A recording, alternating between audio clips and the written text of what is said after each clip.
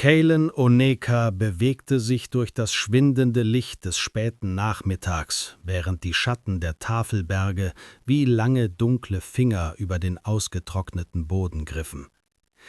Die Stille der Hochebene war an diesem Tag anders als sonst, schwerer und geladen mit einer unbestimmten Vorahnung, die sich wie eine elektrische Spannung auf seiner Haut anfühlte.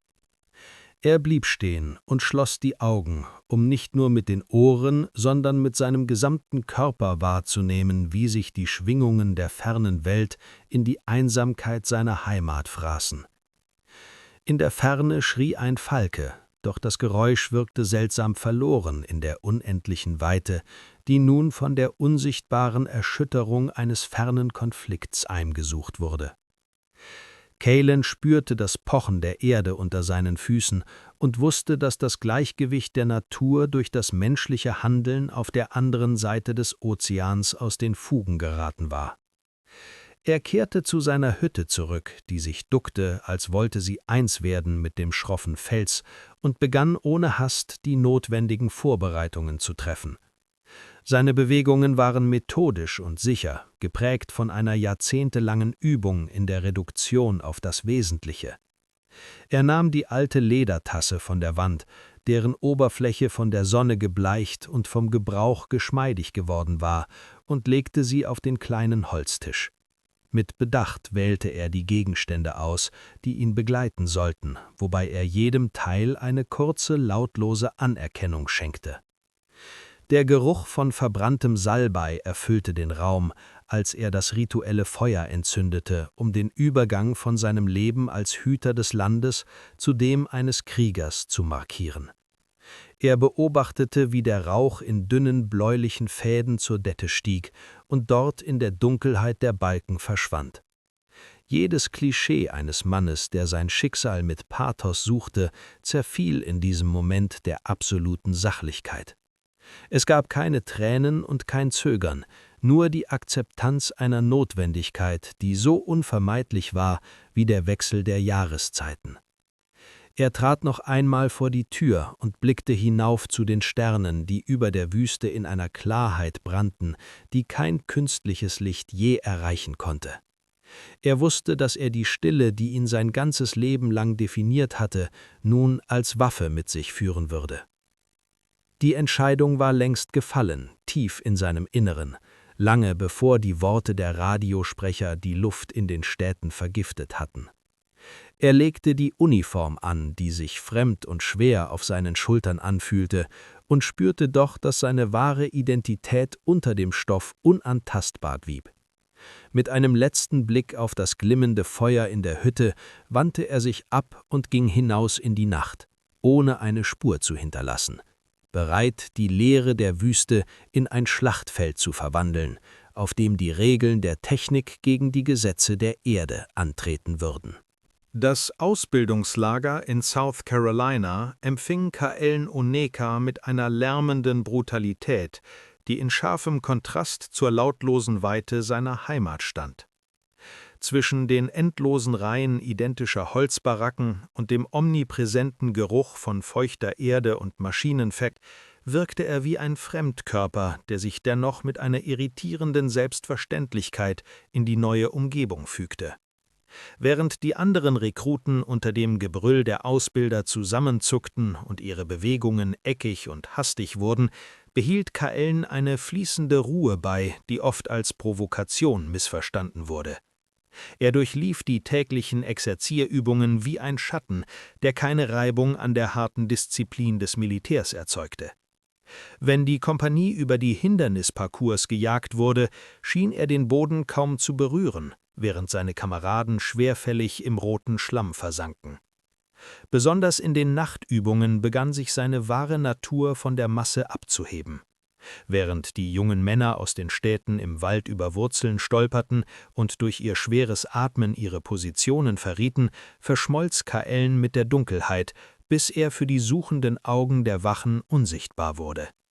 Er lernte die Handhabung des schweren Gewehres und die mechanische Präzision des Zerlegens und Zusammensetzens, Doch in seinen Händen wirkte die Waffe nicht wie ein triumphales Werkzeug der Zerstörung, sondern wie eine notwendige Last, die er mit stoischer Geduld ertrug. Die historisch-kritische Betrachtung dieser Phase würde die Legende nähren, er habe bereits hier übernatürliche Fähigkeiten gezeigt, doch in Wahrheit war es die radikale Anwendung seiner Sinne, die ihn die Schwachstellen im System der Ausbildung erkennen ließ. Er beobachtete die Rhythmen der Patrouillen und die starren Blickwinkel der Ausbilder, als wären sie Raubtiere in einem fremden Ökosystem.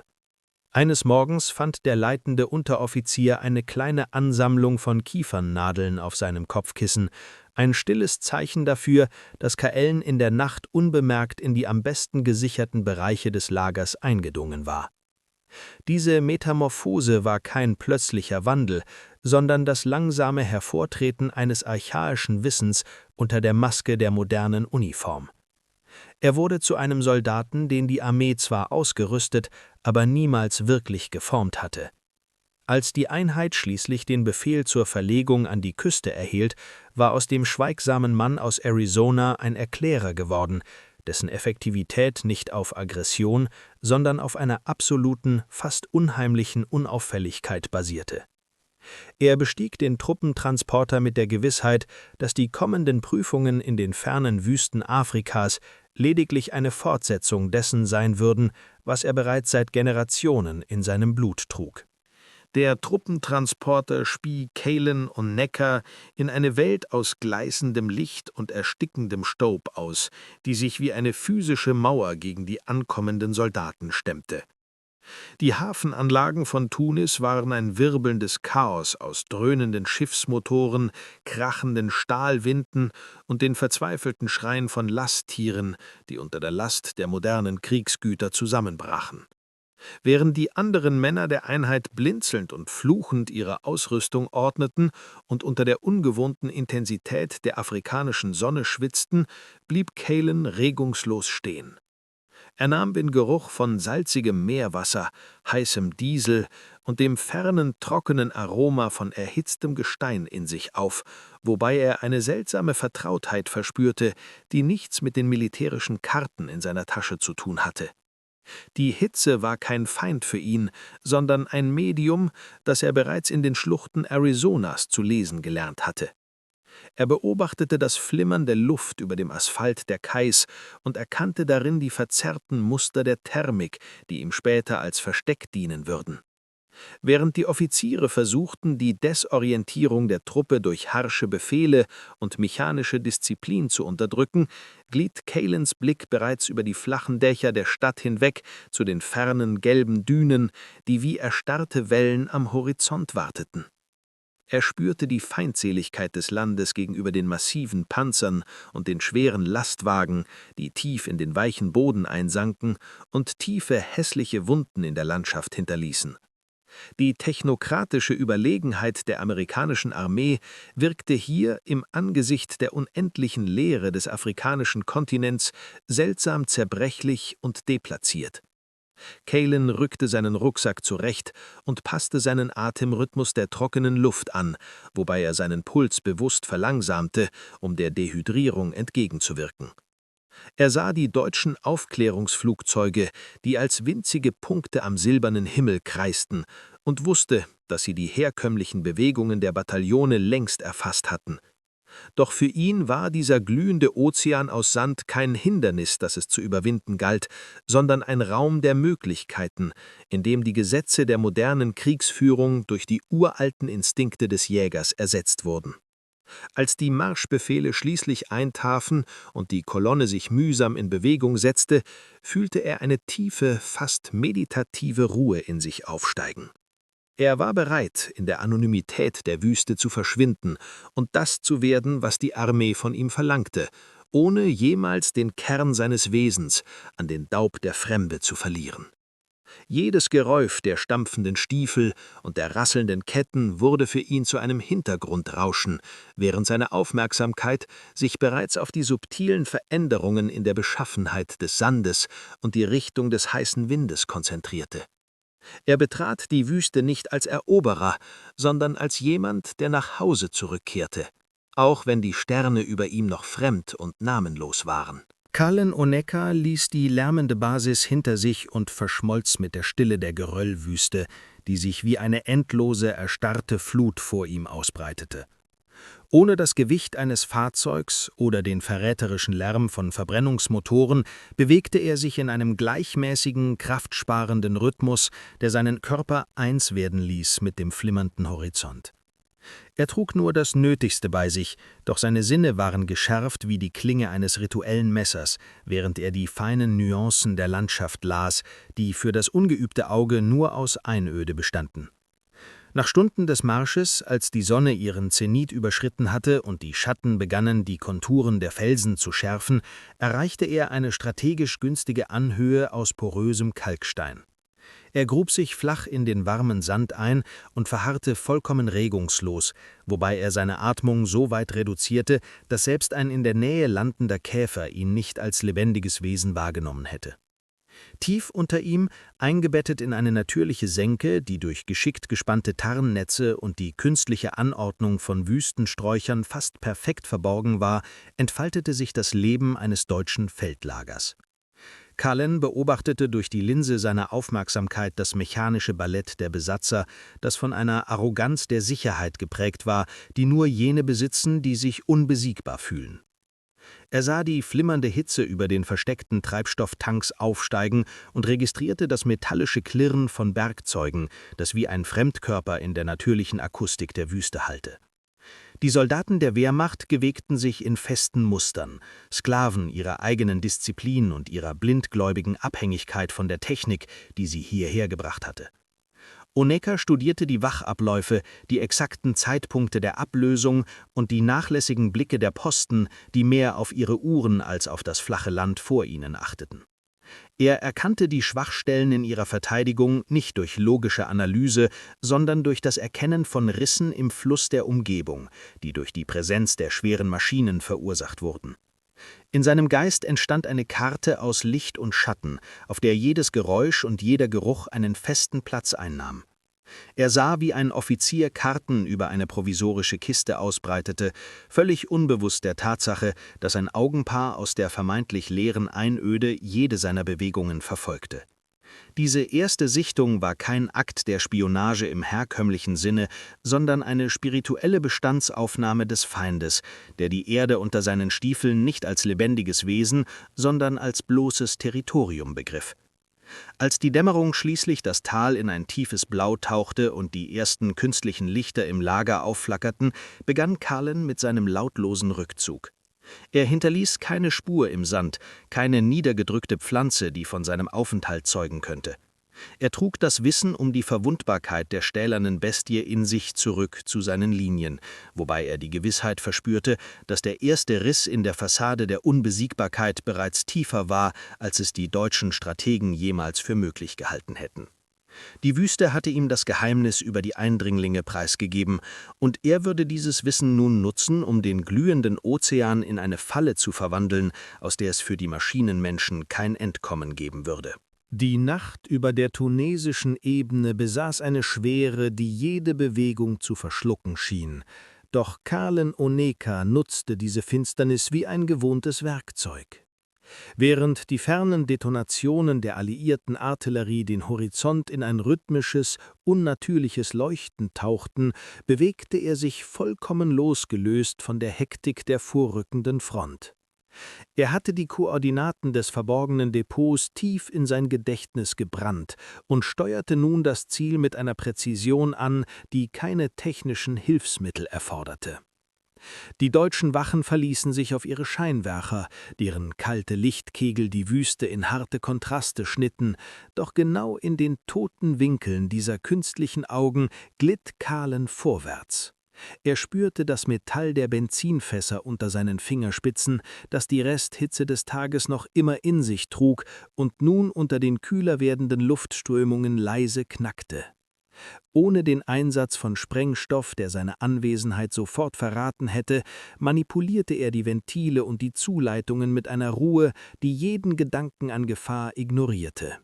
Er goss keinen Treibstoff aus, sondern sorgte mit wenigen Handgriffen dafür, dass die Pumpmechanismen der schweren Panzer beim nächsten Startversuch versagen würden, indem er feinen Wüstensand in die empfindlichen Filtermechaniken presste.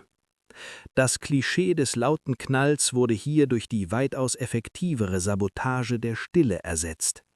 Jede Berührung war zielgenau, jedes Geräusch wurde durch den Wind kaschiert, den Kahlen in seinen Bewegungsablauf einkalkulierte. Als er sich vom Lager zurückzog, hinterließ er keine Trümmer, sondern eine Armee, deren stählerne Glieder bereits unbemerkt gelähmt waren. Kurze Zeit später, als die ersten deutschen Motoren hustend und stotternd ihren Dienst versagten und Panik unter den Mechanikern ausbrach, war Kahlen bereits meilenweit entfernt. Er beobachtete aus der Ferne, wie die Ordnung des Lagers in ein hysterisches Durcheinander umschlug, während Offiziere verzweifelt Befehle brüllten, die gegen die unsichtbare Zerstörung machtlos blieben. Der Schlag war erfolgt, ohne dass ein einziger Schuss gefallen war, und die psychologische Wirkung wog schwerer als jede physische Zerstörung. Die deutschen Soldaten blickten nun mit neuem Misstrauen in die Dunkelheit der Dünen, unfähig zu begreifen, wie eine so massive technologische Überlegenheit durch die bloße Abwesenheit von Spuren und Lärm besiegt werden konnte. Kahlen spürte die wachsende Unruhe des Feindes wie eine Erschütterung in der Luft und wusste, dass der Mythos des unsichtbaren Kriegers in dieser Nacht seine ersten festen Wurzeln in den Köpfen der Besatzer geschlagen hatte. Er wanderte weiter durch die Sternennacht, während hinter ihm die stolze Kriegsmaschine des Afrikakorps an ihrer eigenen Komplexität und der unerbittlichen Einfachheit des Sandes zu scheitern begann. Major Ulrich von Helldorf stieg aus dem gepanzerten Funkwagen und spürte sofort, dass die Atmosphäre in diesem Abschnitt der Wüste von einer ungreifbaren Lähmung befallen war.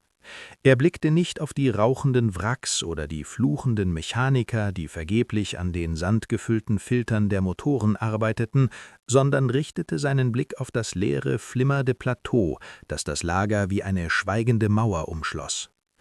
Während die anderen Offiziere des Afrikakorps die Sabotageakte als Werk einer organisierten Partisanengruppe abtaten, erkannte Helldorf in der chirurgischen Präzision der Eingriffe eine ganz andere Handschrift.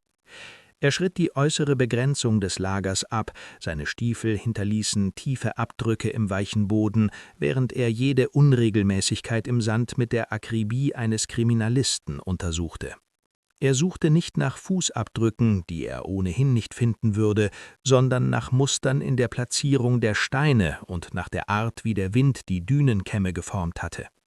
Helldorf verstand, dass dieser Feind die Logik der Mechanik gegen die Gesetze der Biologie eingetauscht hatte. In seinem provisorischen Quartier, einem mit Karten und physikalischen Messinstrumenten gefüllten Zelt, begann er die Vorfälle chronologisch zu ordnen und Wahrscheinlichkeitskurven zu berechnen. Er war kein Mann des Affekts, sondern ein Analytiker, der daran glaubte, dass selbst das scheinbar Übernatürliche durch eine überlegene Beobachtungsgabe entlarvt werden konnte. Er ließ Infrarotscheinwerfer an den Flanken der Senke installieren und ordnete an, dass die Posten nicht mehr in die Ferne, sondern auf die unmittelbare Umgebung ihrer eigenen Schatten achten sollten. In den Augen des Majors spiegelte sich eine kühle Neugier wider, die weit über den militärischen Auftrag hinausging. Er sah in der Konfrontation mit dem unbekannten Saboteur eine intellektuelle Herausforderung, die seine gesamte bisherige Laufbahn in den Schatten stellte.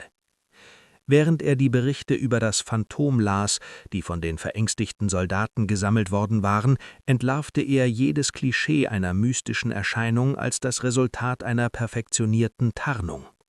Er begriff, dass er es nicht mit einem Geist zu tun hatte, sondern mit einem Meister der Anpassung, der die Wüste wie ein verlängertes Nervensystem nutzte. Helldorf legte seinen Bleistift beiseite und trat hinaus in die Kühle der Nacht, wobei er das unheimliche Gefühl nicht los wurde, dass die Dunkelheit ihn bereits ebenso intensiv studierte wie er sie.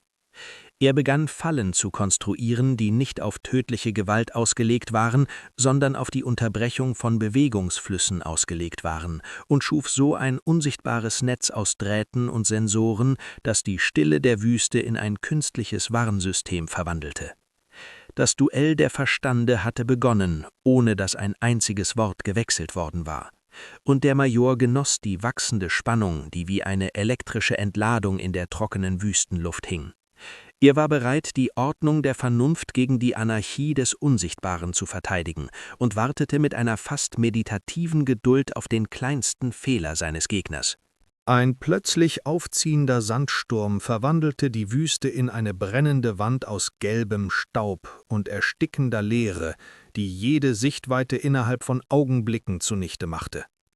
Die deutschen Soldaten pressten sich tief in ihre Unterstände, während der Wind mit einer Gewalt gegen die Metallwände der Panzer hämmerte, die das Geräusch von Einschlägen imitierte. In diesem tobenden Chaos, das für jeden technisierten Soldaten den sicheren Tod durch Desorientierung bedeutete, bewegte sich Kalen Waneka mit einer Sicherheit, die jede physikalische Logik zu verspotten schien. Er nutzte den ohrenbetäubenden Lärm des Sturms als akustischen Schutzmantel und glitt durch das Herz des deutschen Lagers, während die feinen Sandkörner die Sichtgeräte und Sensoren der Besatzer längst blind gemacht hatten. Er spürte die Vibrationen der Umgebung durch seine Lungen und navigierte allein durch das Gedächtnis der Räume, die er zuvor aus der Ferne kartografiert hatte. Das Zelt des Majors wirkte im peitschenden Wind wie eine gequälte Kreatur, die an ihren Leinen riss, doch Kalen drang lautlos in das Innere ein, wo die Luft seltsam unbewegt und schwer von Papierstaub war.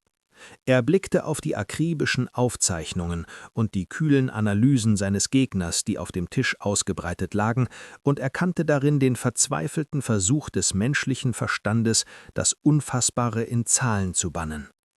Ohne ein Dokument zu zerstören, entnahm er die persönlichen Tagebücher, die von der wachsenden Besessenheit des Majors zeugten, und ersetzte sie durch ein kleines Objekt, das er aus der Wurzel eines Wüstenstrauß geformt hatte. Die Figur einer Eule, deren Augen aus glatt polierten Kieselsteinen bestanden, thronte nun auf den strategischen Karten und wirkte in der künstlichen Ordnung des Raumes wie eine archaische Drohung. Der Tanz durch die Sandhölle war kein Kampf gegen die Elemente, sondern eine perfekte Synchronisation mit ihnen, die Kalen erlaubte, die Abwehrsysteme des Feindes zu umgehen, als wären sie gar nicht vorhanden.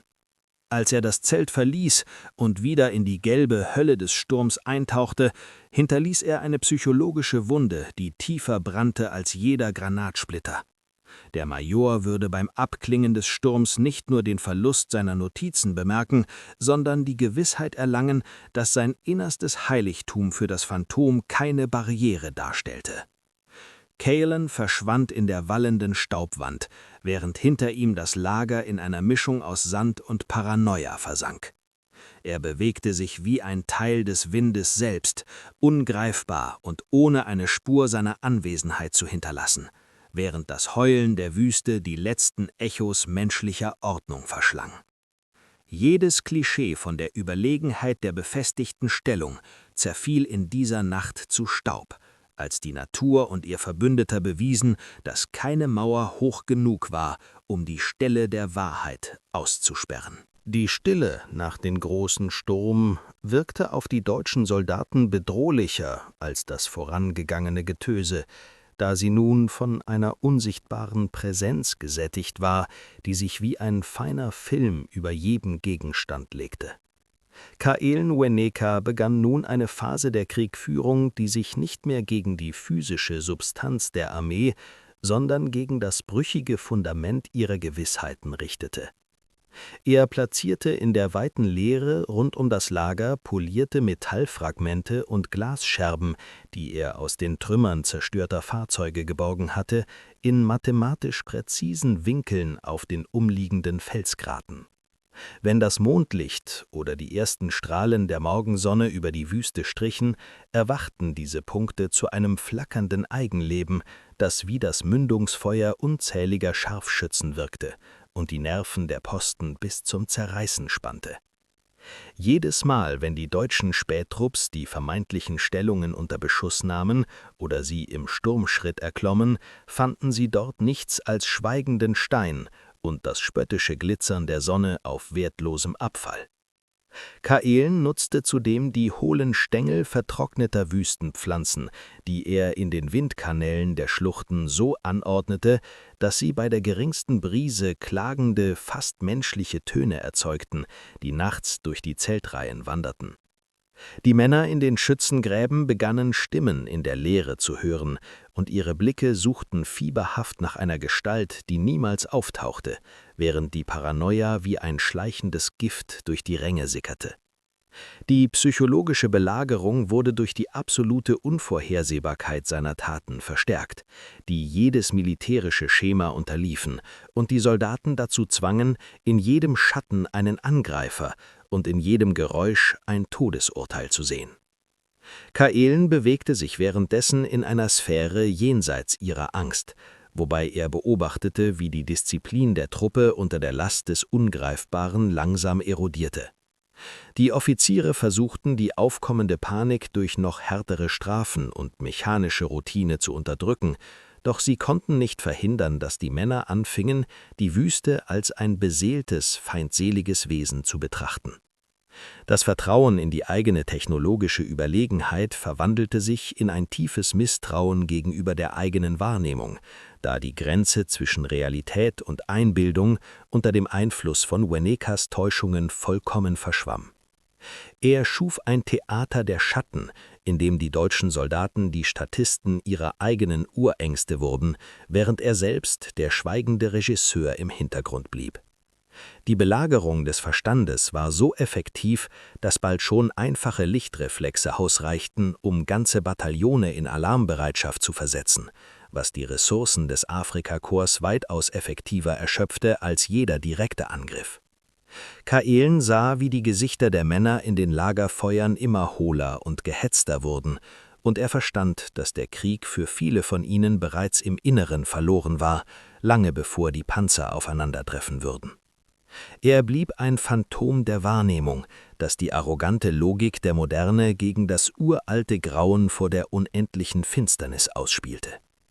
Jedes Mal, wenn ein deutscher Soldat schweißgebadet aus einem Albtraum hochschreckte, war Kaelen bereits wieder eins mit der kalten Luft der Wüste. Ein schweigender Zeuge des langsamen Verfalls einer Ordnung, die glaubte, alles beherrschen zu können. Major Ulrich von Helldorf aktivierte die letzte Stufe seiner technologischen Verteidigung und wies eine spezialisierte Einheit hunderte Kilogramm eines chemischen Leuchtpulvers über die Dünenkämme und Senken verteilen. In der folgenden Nacht verwandelte sich die gewohnte Schwärze der Wüste in ein unnatürliches, phosphoreszierendes Meer aus giftigem Grün, das bei jeder Berührung aufleuchtete und die Pfade jedes lebenden Wesens wie glühende Narben offenlegte. Die deutschen Soldaten blickten von ihren befestigten Stellungen auf dieses chemische Wunderwerk herab, überzeugt davon, dass nun selbst ein Schatten einen Abdruck hinterlassen musste. Kaelen Waneka beobachtete das künstliche Licht von einem hohen Felsplateau aus und spürte eine tiefe Abneigung gegen diese Substanz, die die natürliche Ordnung der Nacht so gewaltsam unterbrach. Er erkannte sofort, dass der Boden für ihn nun zu einer Falle geworden war, die jede seiner Bewegungen in ein weithin sichtbares Signal verwandeln würde. Doch anstatt sich zurückzuziehen, nutzte er die Arroganz der Technik gegen seine Verfolger, indem er eine Gruppe verwilderter Wüstenhunde mit gezielten Steinwürfen in die präparierten Zonen trieb. Die Sensoren und Beobachter im deutschen Lager schlugen sofort Alarm, als sie die hektischen, leuchtenden Spuren im grünen Pulver entdeckten und konzentrierten ihr gesamtes Feuer auf diese vermeintlichen Angreifer. Während das ohrenbetäubende Grollen der Maschinengewehre und die Explosionen der Leuchtgranaten das Tal in ein Inferno aus Lärm und Rauch verwandelten, bewegte sich Kaelen vollkommen lautlos über die messerscharfen Felsgrate hoch über dem chemischen Meer. Er nutzte die Erschütterungen des Beschusses, um seine eigenen, minimalen Geräusche zu maskieren und sprang mit einer Präzision von Vorsprung zu Vorsprung, die für jeden technisierten Soldaten unvorstellbar war. Unter ihnen suchten die deutschen Patrouillen fieberhaft nach einem menschlichen Feind in den grün leuchtenden Wolken, während sie blind für die Gefahr waren, die sich direkt über ihren Köpfen abspielte. Die Technik hatte die Sinne der Besatzer korrumpiert und sie dazu gebracht, nur noch den Anzeigen ihrer Instrumente und dem künstlichen Leuchten zu vertrauen, anstatt die wahre Beschaffenheit der Stille wahrzunehmen. Kaelen drang bis zum zentralen Generatorwagen vor, der das gesamte System mit Energie versorgte, und platzierte eine Handvoll feinster Metallspäne in den Kühlkreislauf. Als die hochgezüchtete Maschine kurz darauf mit einem kreischenden Geräusch und einer Wolke aus schwarzem Qualm ihren Dienst versagte, erlosch das grüne Leuchten schlagartig und stürzte das Lager in eine Dunkelheit, die nun doppelt so tief und bedrohlich wirkte. Der Verrat der Technik offenbarte sich in der absoluten Hilflosigkeit der Männer, deren Augen sich erst mühsam wieder an die natürliche Finsternis gewöhnen mussten, während Waneka bereits wieder eins mit der Nacht geworden war. Er hinterließ ein Feld aus technischem Schrott und chemischem Abfall, das nur als Denkmal für das Scheitern eines Verstandes diente, der geglaubt hatte, die Natur durch künstliches Licht zu besiegen zu können.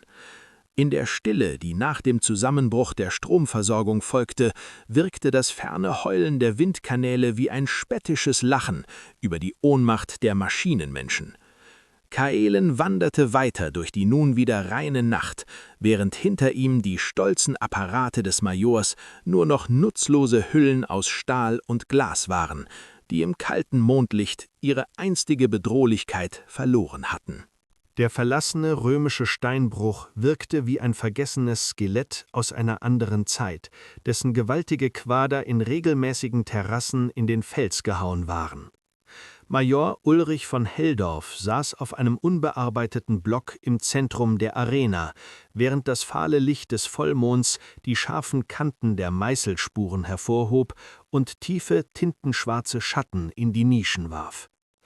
Er hatte sich bewusst von seinem Funkwagen und seinen Männern entfernt, um in der absoluten Isolation dieses Ortes eine Klarheit zu erzwingen, die ihm inmitten der brüllenden Motoren und hektischen Befehle verwehrt geblieben war. Die Luft war hier so unbewegt, dass das Ticken seiner Taschenuhr wie ein metallischer Hammerschlag gegen die Wände der Felskammer hallte. Er legte seine Dienstwaffe neben sich auf den Stein, eine Geste der Kapitulation vor der Erkenntnis, dass Stahl und Blei gegen die Macht, die ihn seit Wochen verfolgte, keinerlei Bedeutung besaßen. Kaelen Oneka trat nicht aus einem Versteck hervor, er schien sich vielmehr direkt aus der Dunkelheit der hinteren Felswand zu materialisieren, als ob die Schatten selbst eine menschliche Gestalt angenommen hätten. Er bewegte sich ohne das leiseste Knirschen von Sand unter seinen Sohlen, bis er nur noch wenige Schritte vor dem deutschen Offizier stehen blieb. Die beiden Männer blickten sich an, und in diesem Moment der absoluten Konfrontation lösten sich alle ideologischen Barrieren und militärischen Ränge in der Gleichgültigkeit der Wüstennacht auf.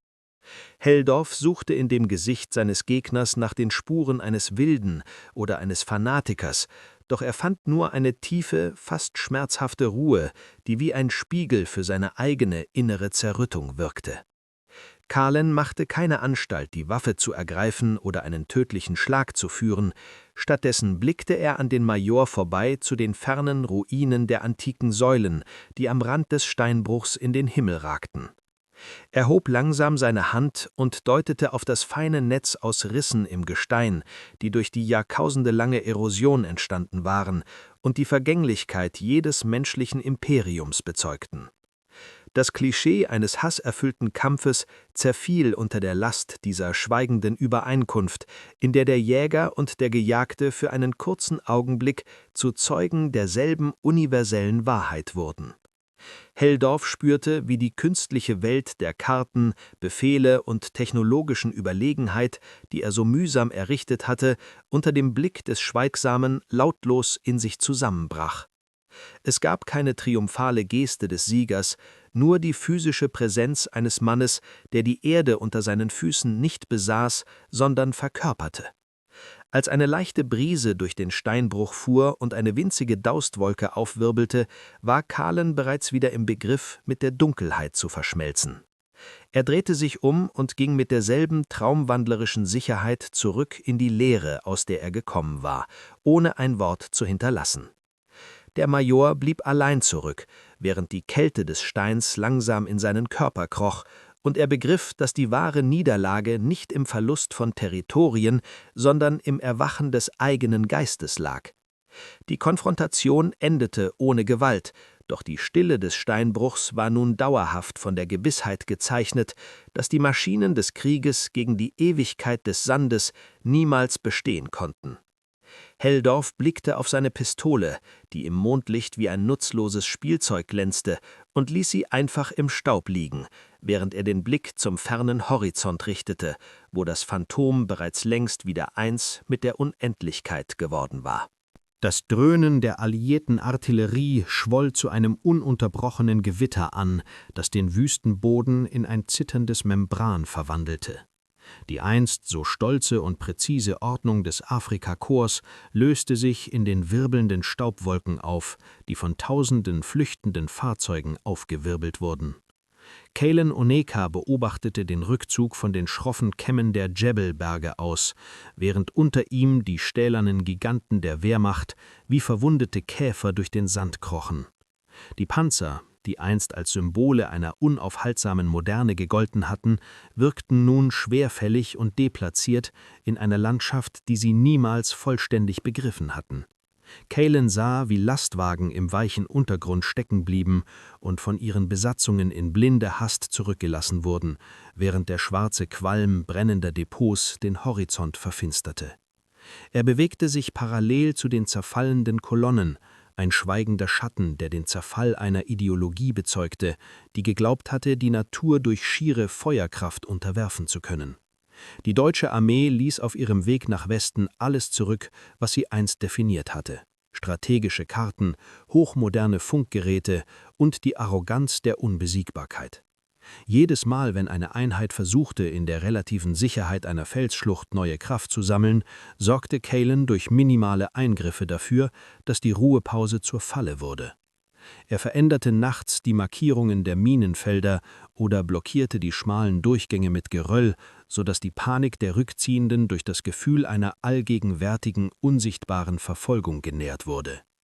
Die historisch kritische Perspektive auf diesen Moment würde die Überlegenheit der alliierten Logik betonen, doch für die Soldaten am Boden war es die Angst vor dem Unfassbaren, die den geordneten Rückzug in eine kopflose Flucht verwandelte. Kalen spürte die Erschöpfung des Bodens, der unter den Ketten und Rädern geächzt hatte, und sah nun, wie der Wind bereits damit begann, die Spuren der Besatzer unter feinem gelbem Sand zu begraben. Er beobachtete, wie die letzten gepanzerten Fahrzeuge hinter der Kurve eines ausgetrockneten Wadis verschwanden und blieb als einziger Herrscher über eine Stille zurück, die nur noch vom fernen Grollen der Front unterbrochen wurde. Die Giganten aus Stahl waren gescheitert, nicht nur an der gegnerischen Armee, sondern an der Unfähigkeit, sich dem Rhythmus der Erde anzupassen, den Kalen Oneka als seine einzige Richtschnur beibehalten hatte. Er blickte auf das weite, nun wieder leere Land und wusste, dass der Geist des Widerstands, den er verkörperte, tiefer in den Felsen verwurzelt war, als jedes Denkmal, das die Eroberer zu errichten versucht hatten. Während die Sonne die Metallreste der zurückgelassenen Ausrüstung in ein brennendes Licht tauchte, wandte er sich ab und verschmolz mit der zeitlosen Weite, die bereits damit begann, die Wunden des Krieges zu schließen. Der Rückzug war mehr als eine militärische Bewegung. Es war das endgültige Verstummen einer falschen Gewissheit, die in der unerbittlichen Klarheit der Wüste keinen Bestand hatte. Kalen ging in die entgegengesetzte Richtung, zurück in die Einsamkeit, während hinter ihm der Staub der fliehenden Armee langsam zu Boden sank und der Horizont wieder dem Wind und den Sternen gehörte. Das weite Land Arizonas empfing Kalen Oneka mit einer vertrauten Trockenheit, die sich wie eine heilende Schicht über die Narben legte, die der Staub Afrikas in seinem Gedächtnis hinterlassen hatte. Die Rückkehr in die Welt der Tafelberge und der tiefen Schluchten vollzog sich ohne das Getöse von Siegesparaden oder das Pathos militärischer Ehrenbekundungen. In der kleinen Hütte am Rande des Plateaus war die Zeit scheinbar stehen geblieben, während die Welt draußen versuchte, die Trümmer der großen Katastrophe neu zu ordnen. Kalen legte die Uniform ab, deren rauer Stoff ihm über die Jahre wie eine fremde Haut vorgekommen war, und verstaute sie in einer Truhe, ohne einen weiteren Blick auf die metallischen Auszeichnungen zu werfen, die an ihrer Brust hafteten. Er reinigte seine Hände im Wasser einer flachen Felsschale und spürte, wie die Kühle die Anspannung aus seinen Gliedern vertrieb, die seit den Nächten hinter den feindlichen Linien niemals ganz abgeklungen war. Jedes Klischee eines heimkehrenden Helden, der seine Taten in den Salons der Macht oder am Lagerfeuer der Gemeinschaft rühmte, zerbrach an seiner unerschütterlichen Schweigsamkeit. Er nahm seine alte Lebensweise wieder auf, als wäre der Krieg lediglich ein besonders heftiger Winter gewesen, der nun der unerbittlichen Klarheit des Sommers gewichen war. Er beobachtete wieder den Flug der Falken und das subtile Zittern der Gräser im Abendwind, wobei er feststellte, dass seine Sinne durch die Prüfungen in der Fremde noch schärfer und tiefer geworden waren. In den Augen seines Sohnes sah er die stumme Frage nach dem, was jenseits des Horizonts geschehen war, doch er antwortete nur mit einer Geste, die auf die Erde zu ihren Füßen deutete. Die historische Analyse würde diese Phase als den Rückzug eines Mannes in die Anonymität deuten, doch für Kaelen war es die notwendige Rückkehr in die einzige Realität, die Bestand hatte.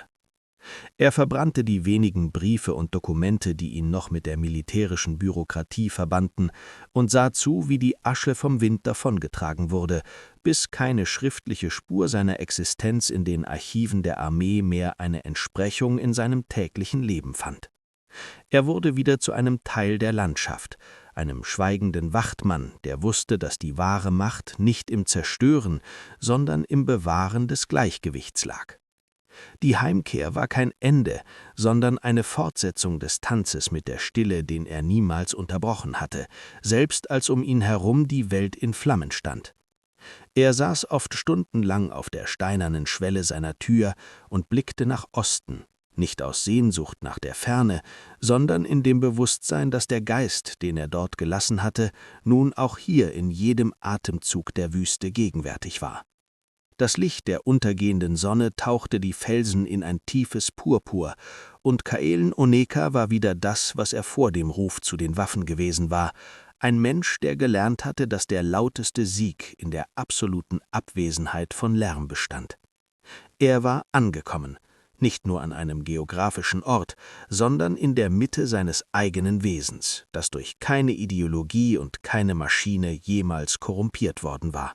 Das Alter legte sich wie eine sanfte Schicht aus Staub über das Leben von Kaelen Oneka, ohne jedoch die Klarheit seines Geistes oder die Präzision seiner Wahrnehmung zu trüben. Er verbrachte die Tage oft auf dem höchsten Vorsprung des Plateaus, wo die Grenze zwischen dem roten Gestein und dem unendlichen Blau des Himmels zu verschwimmen schien. Die Zeit hatte ihre Bedeutung als lineare Abfolge von Ereignissen verloren und war einer zyklischen Ruhe gewichen, in der das ferne Grollen der Vergangenheit nur noch wie ein schwaches Echo in den tiefen Schluchten widerhallte. Er beobachtete, wie die Erosion unaufhörlich an den Kanten der Tafelberge nagte und erkannte darin denselben Prozess, der auch die großen Imperien der Menschen in den Staub zurückführte. In der Ferne begannen neue Straßen das Land zu zerschneiden und künstliche Lichter die Reinheit der Nacht zu trüben, doch Kaelen wusste, dass diese Narben nur oberflächlich waren und die Erde unter dem Asphalt geduldig auf ihre Befreiung wartete. Die historisch-kritische Betrachtung seiner Existenz hätte ihn als einen einsamen Überrest einer vergehenden Ära klassifiziert, doch in der Stille seines Seins fühlte er sich mehr mit der Zukunft verbunden als die Architekten der neuen Welt. Er sah die Wolkenformationen, die sich über dem Horizont auftürmten, und las in ihnen die kommenden Veränderungen des Klimas und der Zeit, so wie er einst die Bewegungen der feindlichen Panzer im Sand gelesen hatte. Als seine Kräfte langsam schwanden, suchte er keine Hilfe und kein Mitleid, sondern bereitete sich auf den letzten Übergang mit derselben methodischen Ruhe vor, die ihn durch die Schlachtfelder Afrikas geführt hatte. Er legte sich an seinem letzten Abend auf den nackten Stein, den Rücken gegen die Wärme des Felses gepresst, die dieser über den Tag gespeichert hatte. Er spürte, wie sein Atem schwächer wurde und sich dem Rhythmus des Windes anglich, der leise durch die vertrockneten Sträucher strich. Es gab keinen Abschiedsschmerz, nur das tiefe Einverständnis mit der Notwendigkeit, den Platz für das Neue zu räumen, während der Kern seines Wissens in den Steinen und dem Staub der Wüste bewahrt blieb. Sein Blick verlor sich im ewigen Horizont, dort, wo die Schatten und das Licht sich in einer vollkommenen Einheit auflösten. In diesem Moment wurde das Klischee des Todes als Ende durch die Gewissheit einer Rückkehr in den großen Kreislauf ersetzt. Er hinterließ keine Denkmäler aus Metall oder Stein, sondern nur die unveränderte Stille der Landschaft, die er sein Leben lang beschützt hatte. Als der erste Stern des Abends über dem Plateau aufleuchtete, war Kalen Oneka bereits ein Teil der Unendlichkeit geworden, ein schweigender Zeuge, dessen Name im Rauschen des Sandes verging, während seine Essenz im Puls der Erde weiterlebte. Die Wüste schloss sich über seiner Geschichte, als hätte es die Unterbrechung durch den Lärm der Welt niemals gegeben, und nur der Wind trug die Erinnerung an den Mann weiter, der gelernt hatte, dass der wahre Horizont niemals endet.